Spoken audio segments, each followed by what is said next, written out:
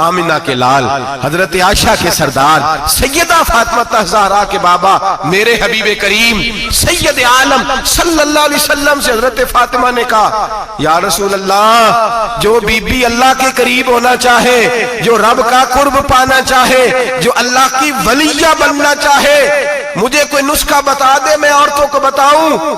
तो मेरे हबीब ने फरमाया, जो बीबी जितना घर के अंदर रहेगी, जितना घर के अंदर रहेगी, जितना घर के अंदर रहेगी, उतना ही वो अपने रब के करीब होती जाएगी, उतना ही अल्लाह का कुर्ब पाती जाएगी, उतना ही रब करीम की वलिया होती जाएगी, उतना ही अल्लाह तबारक व तआला उसे अपनी कुर्ब की मनाजिल तय फरमाएंगे। जितनी वो घर के अंदर रहेगी उतनी अल्लाह के करीब रहेगी, और जितनी सज धज के बाहर निकलेगी, जितनी सवरेगी, उतनी वो अल्लाह से दूर होती जाएगी। जितने कदम उसके घर से दूर निकलेंगे, उतने ही कदम उसके अल्लाह के कुर्ब से दूर होते जाएंगे, उतने ही कदम।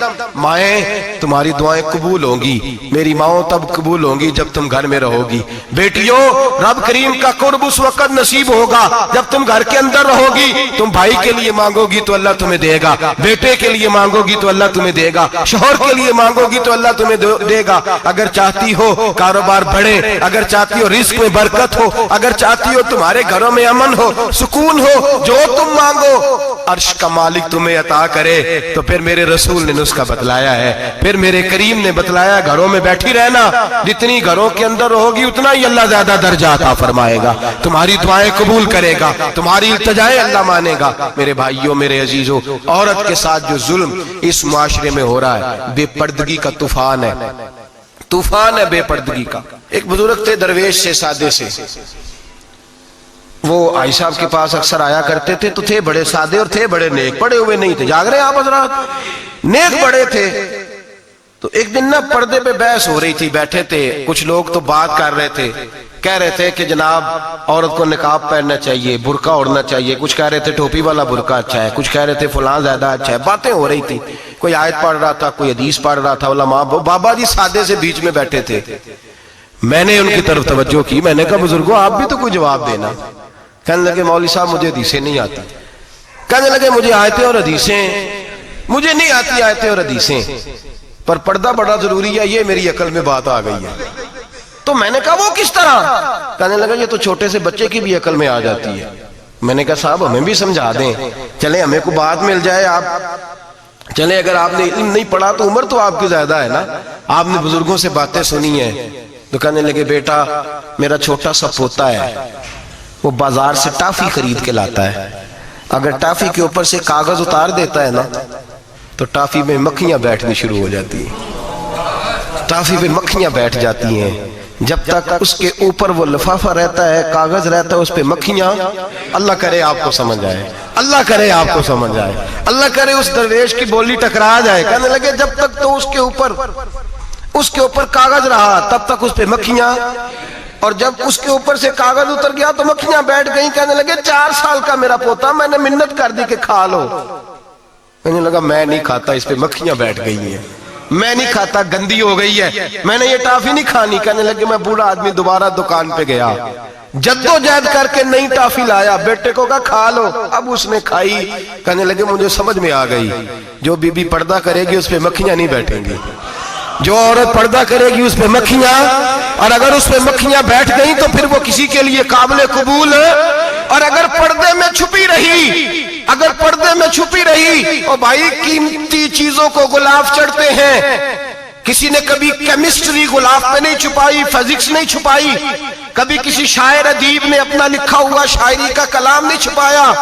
गुलाब जब भी चढ़ता है कुरान पाक में चढ़ता है। मेरे भाई करोड़ों और अरबों और खरबों का मकान बना के लोग उसको गुलाब नहीं चढ़ाते, गुलाब जब भी चढ़ता है बैतुल्लाह को ही चढ़ता है। जो चीज कीमती होती है वो गुलाब पे होती है। मेरी बहनों, मेरी बेटियों, अगर तुम अपने आप को कीमती बनाना चाहती हो तो गुलाफ में छुप जाओ, तुम्हारी कीमत बढ़ जाएगी, तुम्हारा वकार बढ़ जाएगा, तुम्हारी अजमत बढ़ जाएगी। मेरे हबीब ने फरमाया जितनी घर के अंदर रहोगी, दुनिया तो दुनिया रही, अल्लाह की नजर में तुम्हारी कीमत बढ़ जाएगी, रब करीम की निगाह में तुम्हारा वकार बढ़ जाएगा, अल्लाह की नजर में तुम्हारी अजमत बढ़ जाएगी। और जब औरत निकलती है, जब वो घर से निकलती है, मेरे हबीब करीम علیہ السلام نے فرمایا عورت چھپانے کی چیز ہے، چھپانے کی چیز ہے، چھپانے کی یہ قیمتی ہے، یہ خزانہ ہے، اسے چھپا کے رکھو۔ فرمایا جب یہ گھر سے نکلتی ہے، فرمایا اور کوئی دیکھے نہ دیکھے شیطان اسے دیکھتا ہے، شیطان وسوسہ اندوزی کرتا ہے، شیطان اسے دیکھتا ہے۔ اور حبیب کریم سید عالم صلی اللہ تعالی علیہ وسلم جب بات کرتے تھے، جب لفظ بیان کرتے تھے، محتاط جملے بولتے تھے، بڑا کم، رحمت للعالمین نبی کی زبان سے بڑا کم سخت جملے نکلتے تھے۔ میرے حبیب نے لفظ ادا کیے سخت جملے۔ میرے کریم نے فرمایا جو عورت، یہ جو مائیں بہنیں سن رہی ہیں خدا را آگے پہنچائیں، آپ بھی گھر میں جائیں تو یہ والا باز اپنے گھر میں پہنچائیں، سنائیں، خدا را سنائیں، خدا را۔ روز ایک قیامت ٹوٹتی ہے اور میرے بھائی لاکھوں عزت دار لوگ اپنے تکیے پہ منہ رکھ رکھ کے روتے ہیں، اس لیے کہ وہ بچی جس کے بارے میں کہتے تھے ہمیں اعتبار ہے، اعتبار، اعتبار کا لفظ بول کے باپ جو ظلم کرتا ہے اپنی بیٹی پہ، بھائی اعتبار کا لفظ بول کے ظلم کرتا ہے بہن پہ، اعتبار کا جملہ بول کے زیادتی کرتے ہیں ہم اپنی جانوں پر۔ حضرت جنید بغدادی صوفیاء کے سرخیل صوفیاء کے، ان سے ایک شخص کہنے لگا مجھے بیٹی پہ اعتبار ہے، میں اس کو فلان جگہ داخل نہ کرا دوں، پڑھ لے۔ آپ فرمانے لگے تجھے اعتبار ہے تو کیا اللہ کے رسول کو اعتبار نہیں تھا؟ یہ تو نے کیسا لفظ بولا؟ تجھے اعتبار ہے، نبی پاک کو نہیں تھا؟ میرے محبوب کے پاس حضرت عائشہ صدیقہ بیٹھی تھی، اور وہ بی بی جس کو قرآن کہتا لستن کاحد من النساء، تمہارے جیسی دوسری کوئی ہو سکتی نہیں۔ میرے محبوب کے پاس حضرت حفصہ بیٹھی تھی، جناب سودا بیٹھی تھی، اس سے بڑھ کر بھی کسی کو اعتبار ہوگا جن کو قرآن کہتے ہیں جیسی دوسری ہو ہی نہیں سکتی۔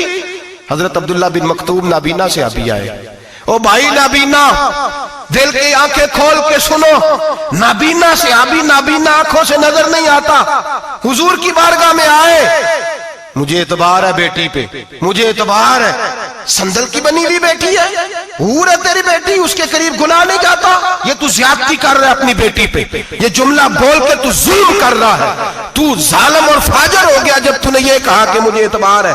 میرے حبیب پاک سے بڑھ کر کس کو اعتبار ہوگا؟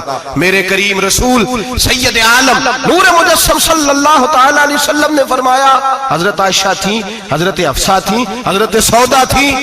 عبداللہ ابن مکتوم نابینا آئے تو میرے نبی نے فرمایا بیبیوں پردہ کرو، بیبیوں بول کے بتائیے، بیبیوں سارے بولیے، بیبیوں، اللہ کرے یہ آواز گونج جائے پورے معاشرے میں، بیبیوں۔ میرے نبی نے جملہ کہا بیبیوں پردہ کر لو، پردہ کرو، نظریں جھکاؤ، نقاب اوڑھو۔ ایک زوجہ بولی حضور انہیں تو نظر نہیں آتا، وہ تو بیچارے نابینے ہیں۔ ترمذی میں حبیب پاک کے لفظ سنیے، یا رسول اللہ انہیں تو نظر نہیں آتا۔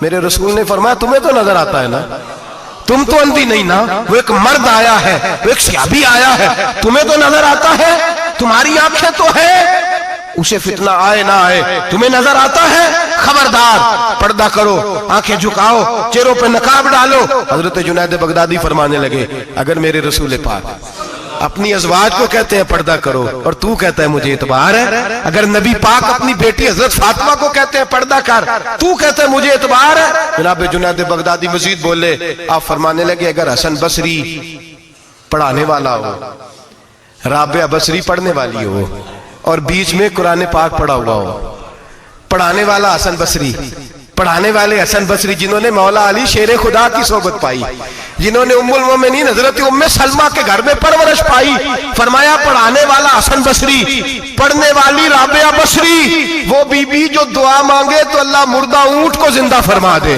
فرمایا پڑھانے والا حسن بصری ہو، پڑھنے والے رابعہ بصری ہو، اور جو پڑھا جائے وہ قرآن ہو۔ فرمایا قسم اللہ کی عزت کی میں پھر بھی انہیں پڑھنے پڑھانے کی اجازت نہیں دیتا، میں پھر بھی انہیں تنہائی میں بیٹھنے کی اجازت نہیں دیتا، میں پھر بھی انہیں اکیلے رہنے کی اجازت نہیں دیتا، اس لیے کہ یہ حسن بصری ہیں اور منع کرنے والے امام الانبیاء ہیں، اس لیے کہ یہ رابعہ بصری ہیں اور منع کرنے والے سید الرسل ہیں، خبردار پھر بھی اجازت نہیں۔ میرے نبی کریم علیہ السلام بولے، حضور کی بارگاہ میں صحابہ نے عرض کیا کہ یا رسول اللہ صلی اللہ علیہ وسلم اگر کوئی نیک آدمی کسی نیک عورت کے ساتھ بے پردہ ہو، نیک آدمی، وہ پیر گناہگار نہیں جس کے پاس بیویاں جاتی ہیں، وہ گناہگار نہیں، وہ تو مجرم ہے، وہ خالی گناہگار نہیں، وہ تو پاپی ہے، وہ خالی گناہگار نہیں، وہ تو دین کا ڈاکو ہے، ڈاکو وہ تو فاسق ہے، وہ تو دین کی حدیں توڑنے والا ہے، وہ تو اس کو تو گھسیٹا جائے گا قیامت کے دن، جو عورتوں سے بے پردہ ملتا ہے تو گھسیٹا جائے گا۔